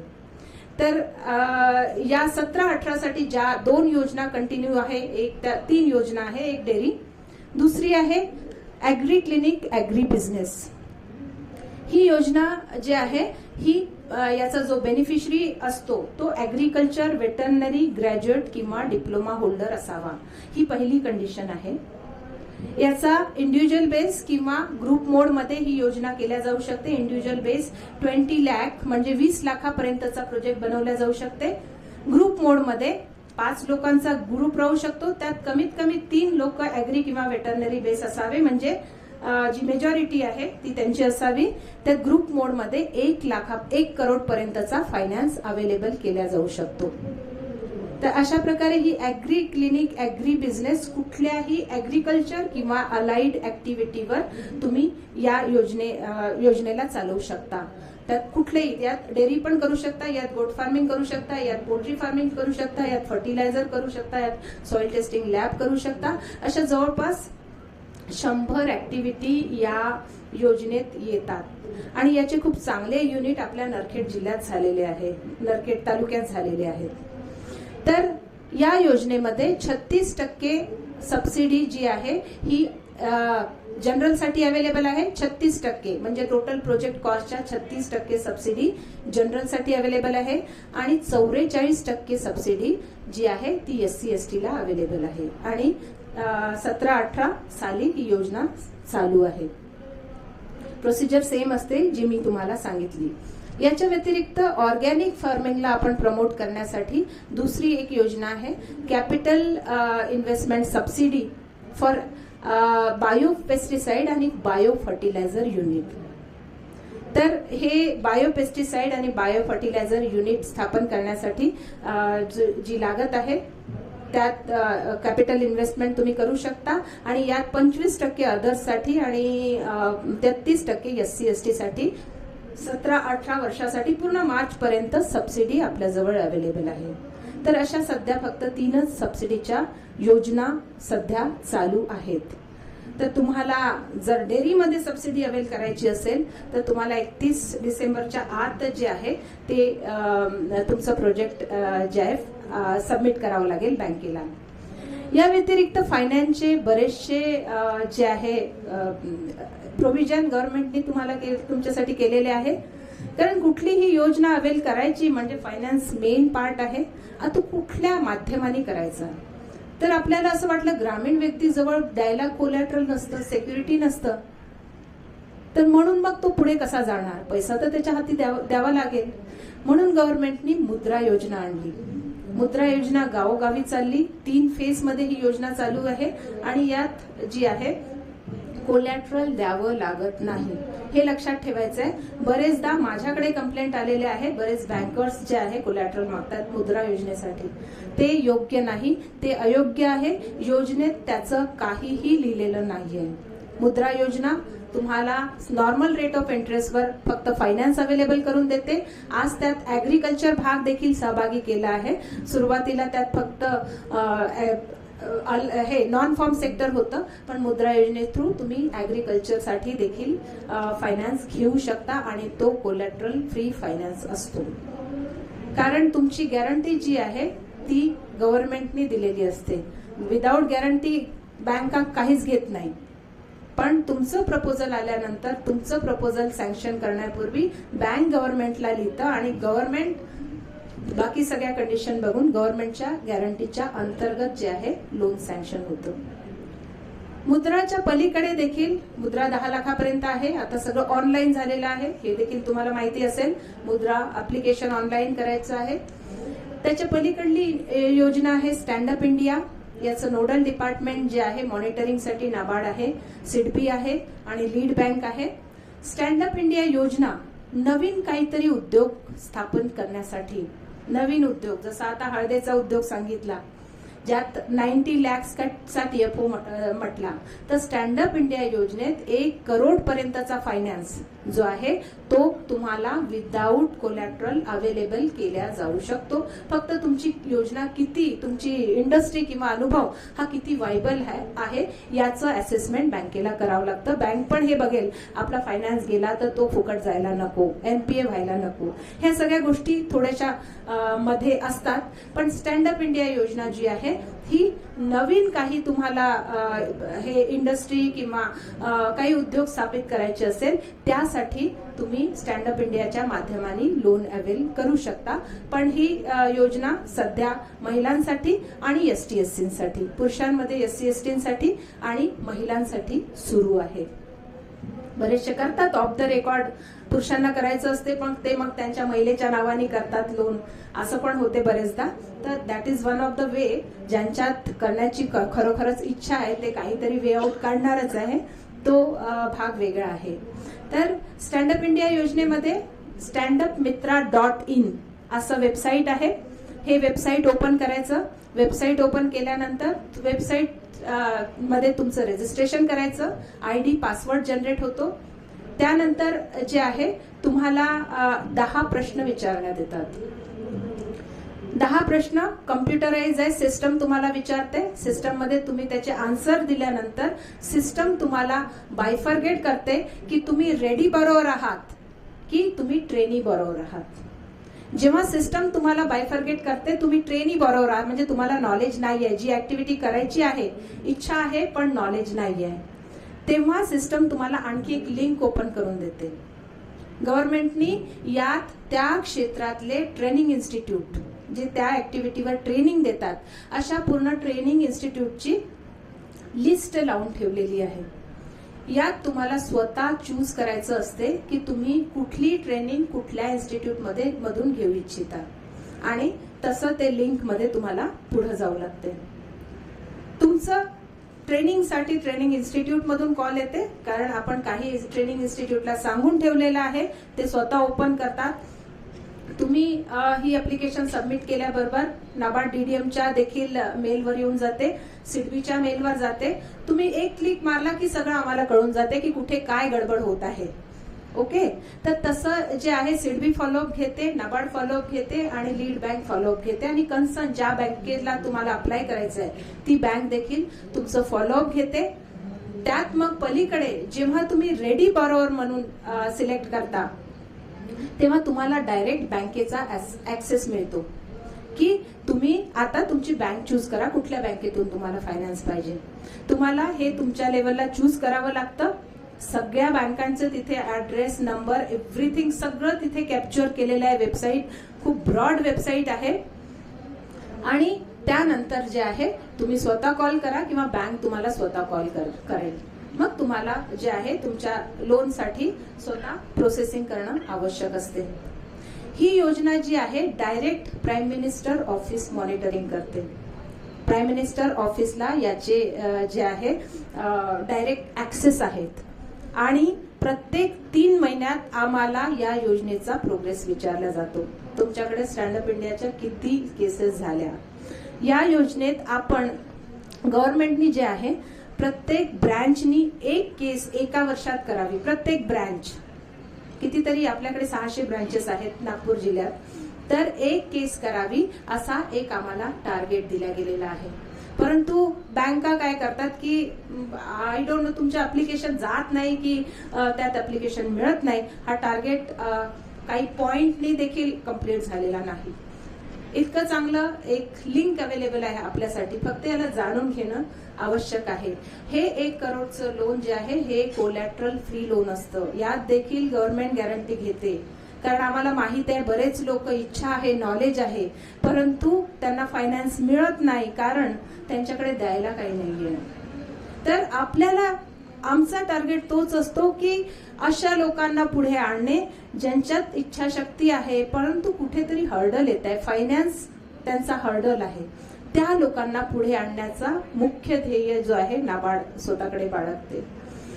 तर अशा प्रकारे आणखी बऱ्याच योजना आहे. आपण इथे डिस्कस करायला गेलो होतो, बराच वेळ होईल. तरी साहेबांना म्हटलं होतं मला कमीत कमी 1 तास द्या. मी जेवढं सांगू इच्छित होतं त्याच्या अर्धच बोललेली आहे खरं सांगायचं तर. पण ठीक आहे, आपण पुढल्या वेळेसाठी ठेवू. या व्यतिरिक्त जे आहे नाबार्डकडे काही स्पेशल फंड आहे. आर्थिक साक्षरतेचा फंड, त्यासाठी आपण बँकांच्या मार्फत आर्थिक साक्षरतेसाठी तो फंड युटिलाइज करत असतो. दुसरे जे फंड आहे लॉंग टर्म इरिगेशन फंड. काल गडकरी साहेबांनी जे नाबार्डचं नाव घेतलं त्यांच्या भाषणात आणि इव्हन व्हाईस प्रेसिडेंट सरांनी पण नाव घेतलं, ते होता लॉंग टर्म इरिगेशन फंड. नाबार्डला 20,000 करोडचा गव्हर्नमेंटनी जे आहे हा एक फंड उपलब्ध करून दिलेला आहे. आणि यात मोठे जे इरिगेशनचे प्रोजेक्ट आहे यात आम्हाला 99 इरिगेशनचे इनकम्प्लीट प्रोजेक्ट कंप्लीट करण्याचं काम दिलेलं आहे. त्यात एक प्रोजेक्ट आपला गोसी खुर्द देखील आहे. तर अशा प्रकारचे फंड नाबार्डकडे ठेवलेले असतात. यात सपोज ग्रामीण क्षेत्रामध्ये खूप हुशार लोक असतात, मला माहिती आहे, परंतु सपोर्ट प्रॉपर नसतात, डायरेक्शन नसते, त्यामुळे पुढे जात नाही. यात सपोज तुम्हाला काही नवीन आयडिया आहे, काही तुम्हाला अशा आयडियाज ग्राउंडवर उतरवायच्या आहे की त्या आयडियाजमुळे 4 लोकांना आपण एम्प्लॉयमेंट देऊ शकू. त्या एका क्षेत्रात आपण चांगल्यानी अप्लाय केल्यानंतर त्याला रेप्लिकेट करू शकू. त्यात एका मोठ्या मॉबचा फायदा होऊ शकत असेल. अशा ऍग्रिकल्चरमध्ये जर तुम्हाला आयडिया आहेत तर त्या आयडिया ग्राउंडवर उतरवण्यासाठी आमच्याकडे फार्म सेक्टर प्रमोशन फंड आणि rural infrastructure promotion fund, grand base fund आहे. कुठले पण पायलट प्रोजेक्ट करण्यासाठी NABARD grand base fund available करून देतो. फक्त ते प्रोजेक्ट जे आहे ते हेड ऑफिसच्या लेवलवर स्क्रुटिनाइज होतात आणि नंतर हा अमाऊंट सँक्शन होतो. इझिली सँक्शन होत नाही.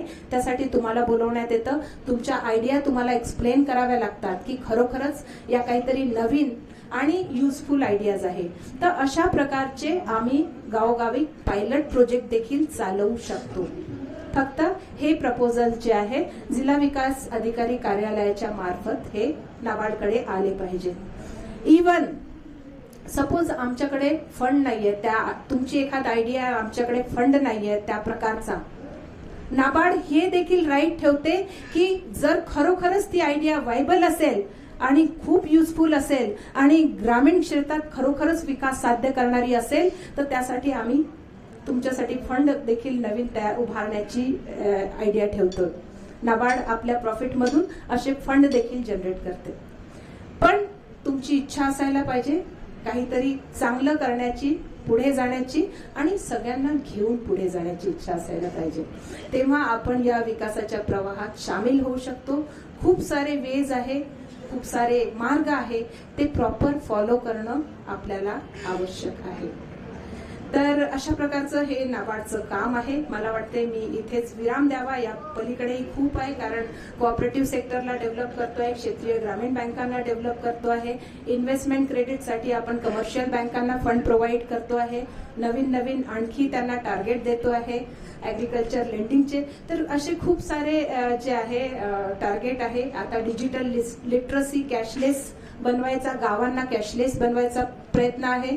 1 लाख गावात आपण पॉज मशीन दिलेले आहेत कॅशलेस बनवायसाठी. अशी बरेचसे इंटरव्हेन्शन नाबार्डचे चालू आहेत. तर आय थिंक आयोजकांनी मला इथे चान्स दिल्याबद्दल धन्यवाद आणि तुम्ही इतक्या पेशन्सने इथे ऐकून घेतल्याबद्दल धन्यवाद. थँक्यू. एक छोटीशी फिल्म आहे सर 5 मिनिटाची, ते मी खास लावू इच्छिते.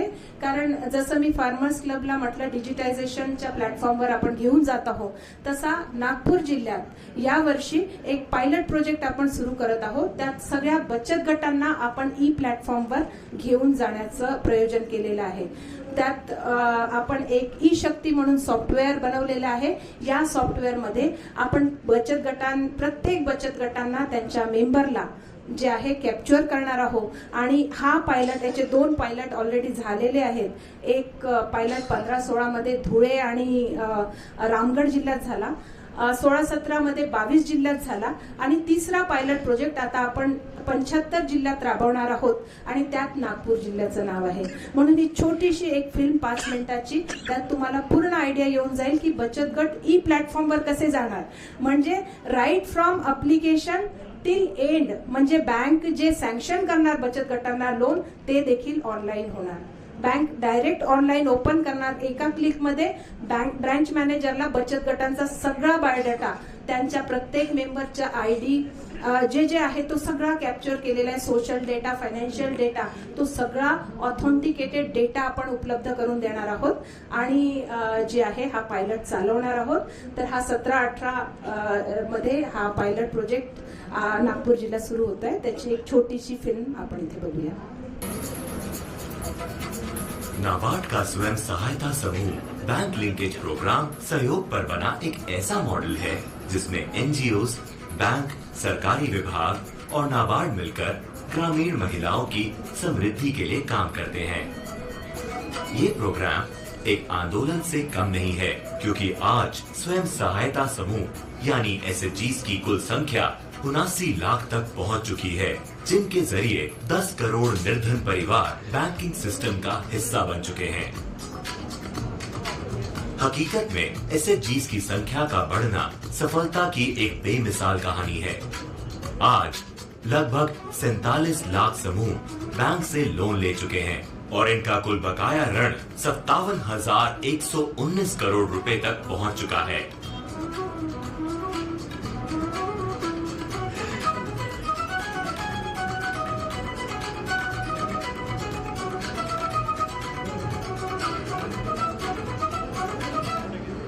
आखिर इस संभाव्यता को हासिल करने में क्या बाधाएं आ रही हैं?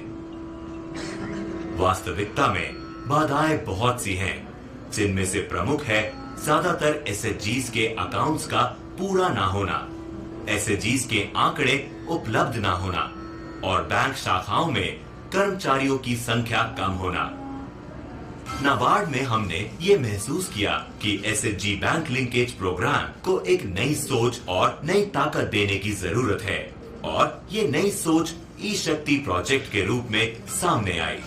संक्षेप में कहा जाए तो आप ई शक्ति प्रोजेक्ट से SHGs को डिजिटल प्लेटफॉर्म पर लाने की कोशिश के रूप में देख सकते हैं. ई शक्ति वेब पर बना एक ऐसा ई प्लेटफॉर्म है जो टेक्नोलॉजी की मदद से तत्काल डेटा शेयरिंग संभव कराता है. 15 मार्च 2015 को शुरू हुआ ये प्रोजेक्ट SHGs और बैंकों को टेक्नोलॉजी के माध्यम से जोड़ने का एक अद्भुत और साहसी प्रयोग है.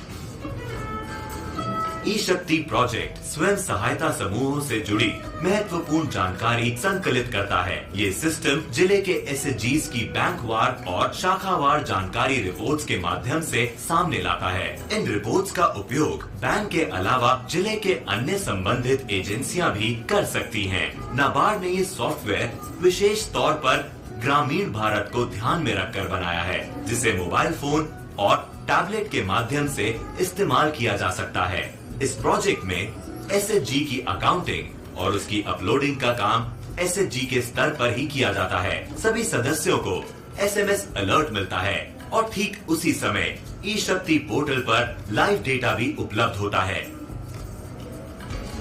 ई शक्ति प्रोजेक्ट के पहले फेज में 2 जिलों झारखंड में रामगढ़ और महाराष्ट्र में धुले के लगभग 8,000 स्वयं सहायता समूहों को शामिल किया जा चुका है. दूसरे फेज का लक्ष्य है इस डिजिटल क्रांति को देश के 20 राज्यों में स्थित 22 जिलों के 2 लाख से अधिक SHGs तक ले जाना. लेकिन सच कहें तो पूरा देश इस प्रोजेक्ट के दायरे में आ सकता है, क्योंकि ये टेक्नोलॉजी SHG आंदोलन में एक नई क्रांति ला सकती है.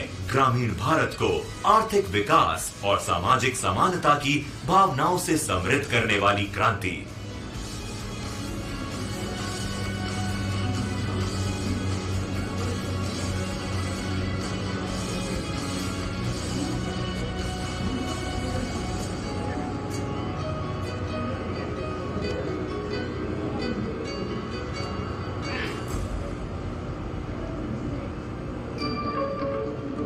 दोनों जिलों में लगभग 8,000 SHGs को डिजिटाइज किया जा चुका है.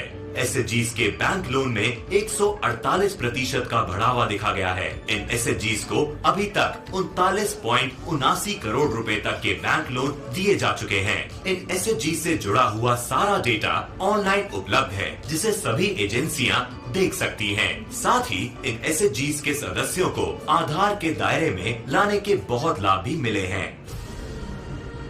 ई शक्ति प्रोजेक्ट के सामने काफी चुनौतियां थी। एसएचजीज को, उनको बनाने वाली एजेंसियों को एवं अन्य स्टेक होल्डर्स को ट्रेनिंग की जरूरत थी। दूसरी ओर एसएचजी से जमीनी स्तर का डेटा एकत्र करना था। साथ ही इस सारे डेटा को समय समय पर अपलोड करना भी अपने आप में एक चुनौती था। नाबार्ड में हम इन सभी चुनौतियों का सामना कर पाए। बैंकों के सहयोग से, अच्छी जीपीआरएस कनेक्टिविटी की मदद से इस प्रोजेक्ट को आर्थिक सहायता मिली नाबार्ड से। ई शक्ति प्रोजेक्ट का दूसरा फेज एक और भी महत्वाकांक्षी कोशिश है। हमारी इस कोशिश को सफल बनाने में सभी हितधारकों की सहायता की आवश्यकता है। सवाल करोड़ों भारतीय ग्रामीण महिलाओं की वित्तीय आत्मनिर्भरता का है। सवाल सच्चे अर्थों में समावेशी और डिजिटल इंडिया के निर्माण का भी है। आइए इस क्रांतिकारी आंदोलन का हिस्सा बनिए। ये एक अनूठा प्रयास है विश्व के सबसे बड़े माइक्रो फाइनेंस प्रोग्राम को आईटी प्लेटफॉर्म पे डालने। इस प्रयास से सारे ग्रुप्स लाभान्वित होंगे, उनको बैंकों से ज्यादा सहायता मिलेगी तथा उनकी अपनी खुद की कार्यप्रणाली भी और अच्छी होगी। यह प्रयास हमारे प्रधानमंत्री के डिजिटल इंडिया कार्यक्रम के तहत किया जा रहा है।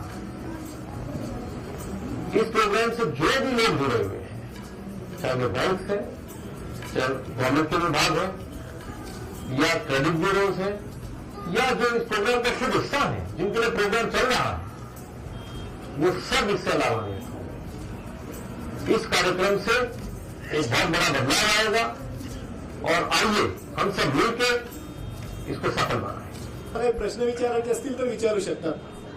आम्ही 2-3 महिने अगोदर एक एफपीओ स्थापन केलेला आहे, त्याला आम्हाला अनुदान घेण्यासाठी म्हणून अर्ज करता येईल का?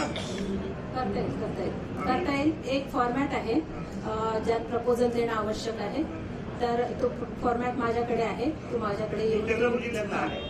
अच्छा मग चंद्रपूरच्या जिल्हा विकास अधिकारी मिस्टर तेले म्हणून आहे, अजिनाथ तेले, त्याच्याकडे जाऊन तुम्ही सांगू शकता आणि त्या प्रोफॉर्मा मध्ये ऍप्लिकेशन देऊ शकता। दुसरा एक विषय म्हणजे मुद्दा आहे की नॅप किसानद्वारे आपण गव्हर्नमेंट गॅरंटी म्हणून किती जास्तीत जास्त किती लोनसाठी आम्ही अप्लिकेबल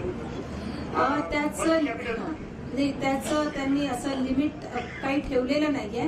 ते त्यांच्या पद्धतीने ते तुमचं असेसमेंट करतील की प्रोजेक्ट किती व्हायबल आहे आणि त्यानुसार जे आहे ते गव्हर्नमेंटला गॅरंटीसाठी पाठवतील। यात महत्वाचं म्हणजे सॉफ्ट इंटरव्हेन्शन जे आहेत, फॉर एक्झाम्पल जे प्री ऑपरेटिव्ह एक्सपेन्सेस आहेत, डीपीआर बनवण्यापर्यंतचे, त्यासाठी काय म्हणजे नाबार्डने त्यासाठी एक प्रमोशन राशी ठेवलेली आहे 1,80,000। नाही, पण आमचा प्रोजेक्ट समजा जर 2 कोटीचा आहे तर त्याचा डीपीआरचा खर्च ऑब्व्हियसली 8 ते 10 लाखापर्यंत येईल। आणि आपण काही जर प्रायव्हेट एजन्सीज थ्रू जर व्हायबिलिटी स्टडी केला, एखादी फिजिबिलिटी रिपोर्ट, म्हणजे फॉर एक्झाम्पल 100 पॉईंट स्टडी वगैरे, तर ऑलमोस्ट त्याची कॉस्ट पण माझ्या मते ते 8-10 लाख राहील।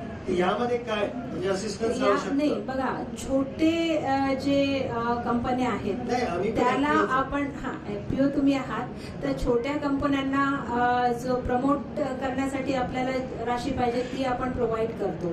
पण जर तुम्ही ऑलरेडी खूप मोठा प्रोजेक्ट बनवला असेल तर मग तुम्हाला बँक फायनान्स शिवाय दुसरा पर्याय नाही। बँक फायनान्स आहे मॅम, पण काही गाईडलाईन्स होते तुमच्या आधीच्या नाबार्डच्या, त्या अंतर्गत म्हणजे सॉफ्ट इंटरव्हेन्शनच्या नावाखाली म्हणजे जवळपास प्री ऑपरेटिव्ह एक्सपेन्सेस दिले जायचे। नाही बघा, ते गव्हर्नमेंट ऑफ इंडियाने ही योजना 15-16 सुरू केली होती। त्या संदर्भात 200 करोडचा एक प्रोड्यूस फंड आमच्याकडे ठेवलेला होता आणि 2000 कंपन्या प्रमोट करण्याचा टार्गेट होता। तेव्हा नाबार्ड जो आहे 9,80,000चा अनुदान या कंपन्यांसाठी नाबार्डने चालू केलं होतं। पण लगेच मागच्या वर्षी 16-17 मध्ये हा फंड बंद करण्यात आला आणि हा टार्गेट पण बंद झाला तो सोबत. पण नंतर परत 17-18 मध्ये जे आहे परत 3000 कंपन्यांचा टार्गेट दिला आणि परत हा प्रोड्यूस फंड आणला. पण याच्यात आता काय केलेलं आहे की अनुदान जो आहे तो बराच कमी करून टाकण्यात आलेला आहे. नाही म्हणतो आम्ही. म्हणजे या स्पेशल केसेस मध्ये म्हणजे गाईडलाईन आहे, जसं NHM ची गाईडलाईन आहे म्हणजे रिस्पेक्टिव्ह टू नाबार्ड, त्यात त्यांनी म्हटलं आहे की प्रिऑपरेटिव्ह एक्सपेन्सेस म्हणजे त्यात कव्हर नसतील गाईडलाईन मध्ये तरी ते नाबार्डनी कव्हर करावं. For example in case of DPR as well as marketing. नाही, सुरुवातीला आपण जे लॉन्च केलं होतं ना त्यात हे प्रोव्हिजन होते. पण आता जी नवीन योजना 17-18 ला आणलेली आहे त्यात जे सिलेक्टिव्हच हे ठेवलेले आहेत. त्यात जे सुरुवातीला तुम्हाला रजिस्ट्रेशनसाठी जे आहे पैसा मिळणार आणि त्यानंतर मग जे ट्रेनिंग आहे त्याची जिम्मेदारी नाबार्डने घेतली आहे, एक्सपोजरची जिम्मेदारी नाबार्डने घेतलेली आहे. बाकी मग FPO ला जे आहे लोनच्या स्वरूपातच करायचं. मी तुम्हाला वाटलं मेल असेल ती गाईडलाईन मेल करतो. चालेल बघूया आपण. मॅम आमचं एक प्रिव्हियस वर्क चालू आहे म्हणजे ऑर्गॅनिक फार्मिंग. आमचा शेतकऱ्यांचा ग्रुप आहे. आम्ही सेंद्रिय भाजीपाला पिकवतो आणि होम डिलिव्हरी देतो. आणि जवळपास 200 फॅमिलीजला आम्ही ट्वाइस अ वीकली बुधवार आणि रविवार as per the requirements of customer home delivery देत असतो. यात आमचा ग्रुपच आहे शेतकऱ्यांचा. यासाठी काय असिस्टन्स होऊ शकतो आणि विक्री व्यवस्था आहे आमची सगळ्या शेतकऱ्यांची. यासाठी तुम्ही FPOच्या मार्गानेच पुढे जाऊ शकता. तोच एक प्रोजेक्ट आहे किंवा मग फायनान्स हवा असेल तर जी मी जॉईंट लायबिलिटी ग्रुपची योजना सांगितली तर त्या माध्यमाने तुम्ही जे आहे ग्रुप मोडमध्ये काम करू शकता. बाकी ऑर्गॅनिक फार्मिंगची मी एक गव्हर्नमेंट स्पॉन्सर्ड स्कीम सांगितली ती खास APMC मध्ये जे भाज्यांचे वेस्ट निघतात तर त्यासाठी ती योजना आहे आणि त्यानुसार बायोपेस्टिसाइड आणि बायो फर्टिलायझर तुम्ही बनवू शकता. त्यात सबसिडी अवेलेबल आहे. वेगळा आहे म्हणजे फ्रॉम फार्म टू कन्झ्युमर. तो FPO मध्येच कव्हर केला जाऊ शकतो. माझं नाव प्रवीण आहे. मॅम मी ऍक्च्युली मागच्या काही दिवसांपासून बांबूसाठी फायनान्ससाठी गेलो होतो बँक. माझी शेती आहे वर्धा जिल्ह्यात. मला तिथे शेतीला बांबू लावायचा होता. बँकवाल्यांनी सपोर्ट केला नाही आणि नाबार्डवाल्यांनी सपोर्ट केला नाही. नाबार्डची गाईडलाईन दिली तुम्ही, त्यानंतर NHI ची गाईडलाईन दिली. तर कसं मॅम सपोर्ट केला नाही म्हणजे नाबार्डकडे तुम्ही अप्रोच केलाय? नाबार्डकडे अप्रोच केला होता, बँकेला अप्रोच केला होता. बँकेला झोपल्या जातात. त्यांना ती गाईडलाईन दाखवली. RBIचं लेटर दाखवलं मी, नाबार्डचं लेटर दाखवलं तरी त्यांनी काही केलं नाही. नाबार्डकडे म्हणजे कुणाकडे अप्रोच केलं? मी नागपूर जिल्ह्यामध्ये गेलो. नागपूर जिल्ह्यात मी एकटीच आहे. माझ्याकडे तर तुम्ही कधी आला नाही. नागपूर जिल्ह्यात नाबार्डची मी एकटीच आहे. अच्छा. माझं कोणीच साथी सोबती नाही किंवा असं वेगळं काही ऑफिस नाही. माझ्या घरातच ऑफिस आहे. ऑफिस कम रेसिडेन्स. आमच्या डिस्ट्रिक्ट ऑफिसेसचा हाच प्रोफार्मा असतो. ऑफिस कम रेसिडेन्स असतं. आमची नेटवरची आपली जी लाईन आहे गाईडलाईन आहे कुठली? नाबार्डची जी गाईडलाईन आहे नेटवर जी दिलेली आहे ज्यात बांबू प्लांटेशन साठी फायनान्स होऊन राहिला आहे. मी बँकेला अप्रोच केला होता तर ते काही तिथे अप्लाय होत नाही आणि तिथे काही त्यांना बोलल्यानंतर ते काही लक्ष देत नाही. त्याचं कसं? नाही बघा, बांबूसाठी तुम्ही कुठल्या योजनेच्या मार्फत बँकेला अप्रोच केला? कारण कुठली सबसिडी स्कीम नाहीये सध्या बांबूसाठी. फक्त नाबार्डकडे अॅग्रोबेस ऍक्टिव्हिटीज साठी डायरेक्ट फायनान्स अवेलेबल आहे. निडा म्हणून एक फंड आहे तो आपण जो आहे तुमचा जर प्रोजेक्ट आउटलेट कमीत कमी 2 करोडचा असेल तर त्या कंपन्यांना फायनान्स करण्यासाठी यूज करतो निडा फंड. बाकी सबसिडीमध्ये कुठली योजना नाहीये. मॅम मला सबसिडीची गरज नाही आहे. नाही पण मग कशात तर बसलं पाहिजे ना. हे काय झालं मॅम, क्रॉप लोन बँक देऊन राहिली आहे 2.5 लाखापर्यंत. मी त्यांना एक म्हटलं मला बांबूसाठी पैसे पाहिजे, मला बांबू लावायचा आहे, मला क्रॉप लोन देऊन राहिले तुम्ही म्हटलं सगळ्यांना, मला बांबूला द्या म्हटलं. क्रॉप कुठलेही लावलं तर मॅम त्याची लाईफ असते 5 वर्ष 10 वर्ष किंवा 15 वर्ष. बांबूची लाईफ 90 वर्ष आहे मॅडम. त्याला कापत जा ते निघत जातो. अशा प्रोडक्टला तुम्ही फायनान्स का नाही करत आहे बँकेला विचारला प्रश्न तर काही बोलत नाही. डिपार्टमेंटकडे आलो, डिपार्टमेंट पण काही लक्ष देत नाही. असं कसं झालं म्हणजे काय कधीपर्यंत? नाही यात बघा कुठेतरी लॅप्सेस आपल्या पार्टलाच असतात. आपण हे मानून चालू शकत नाही की सिस्टममध्ये सगळेच आपल्याला सपोर्ट करतील. हेच मी तुम्हाला सांगते, जर खरोखरच तुम्ही मनातून ठाणून ठेवलंय तर there are so many ways.